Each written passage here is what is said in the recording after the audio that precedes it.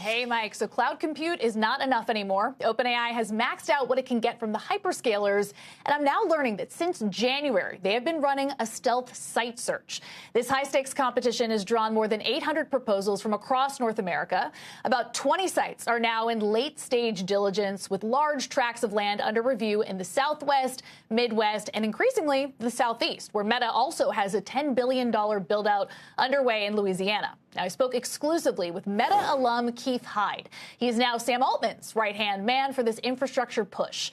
He told me the applicants range from solar farms to nuclear startups and legacy utilities, all vying to host the next wave of Stargate data centers. Now, I reviewed the request for proposal myself, and the core criteria come down to three things: access to power, ability to scale, and local buy-in. Now, getting a diverse power mix is really key to OpenAI's strategy. Some proposals involve solar power paired with batteries. Others tap into legacy grid assets, like refurbishing old gas turbines or plugging into decades-old substations. And then there are some that are pitching OpenAI on small modular nuclear reactors. So each site looks different, but the goal is the same: abundant, fast, and local energy.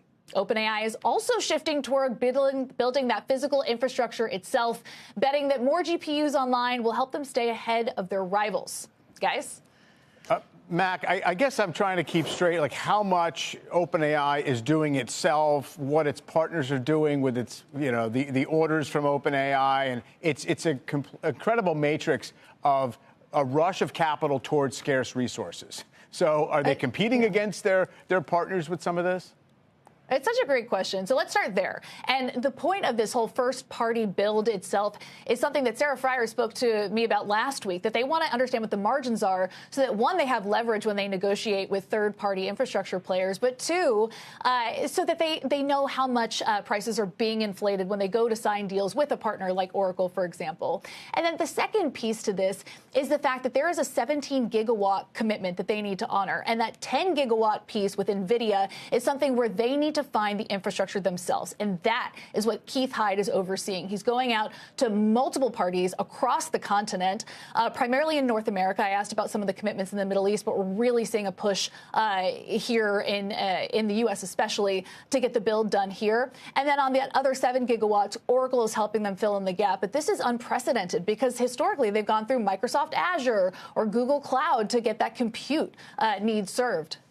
Is there a preference, Mac, in terms of what kind of power they use? I'm just trying to understand sort of the ancillary trades that go along with this.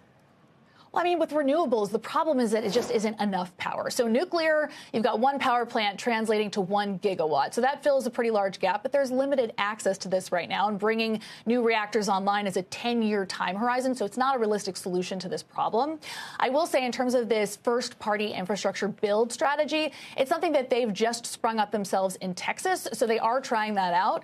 But it's a mix of things. You've got hydropower up in Washington State. They're looking for any source of power they can get, and they are fine to piecemeal that effort out across multiple players, hence this whole RFP looking for a wide call. Mac, thanks. Mackenzie Sigalos.